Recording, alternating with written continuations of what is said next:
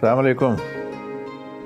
मुझे मालूम है तुमने याद दहानी के लिए फ़ोन किया होगा। अरे नहीं नवाब साहब, कॉल तो मैंने की है आपकी ज़रा सेहत तबीयत का पूछने के लिए।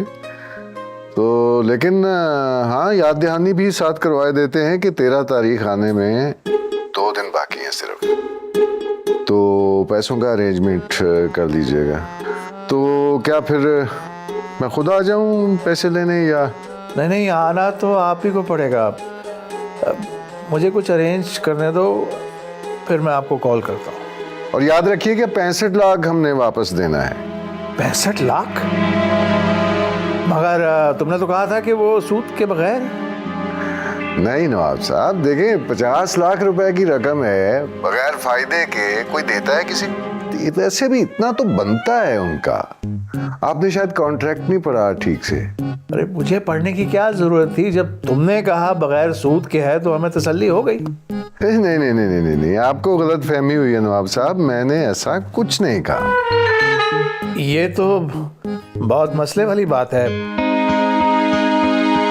बहरहाल मैं कुछ करता हूँ। खुदा हाफिज। 65 लाख?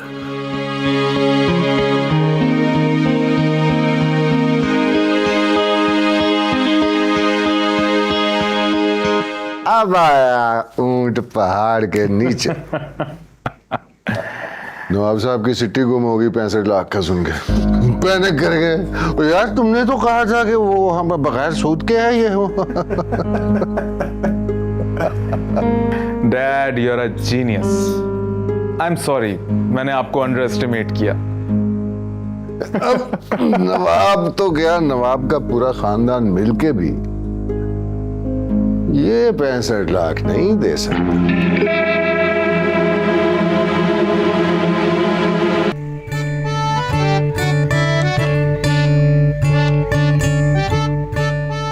हुमायूं,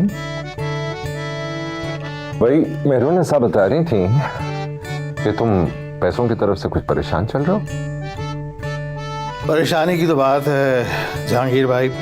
आरिफ से 50 लाख रुपए लिए थे, अब वो 65 मांग रहा है। हमारे पास तो 50 भी नहीं है देने के लिए। क्या ऐसा कह रहा है वो? बहुत ही घटिया और कमजोर इंसान। खैर तुम फिक्र मत करो, आज मेरी वो प्लॉट के सिलसिले में है मीटिंग। अगर उसे मुझे अच्छी ऑफर दे दी ना तो मैं एक्सेप्ट कर लूंगा। फिर हम ये पैसे उसके मुंह पे मारेंगे जाके।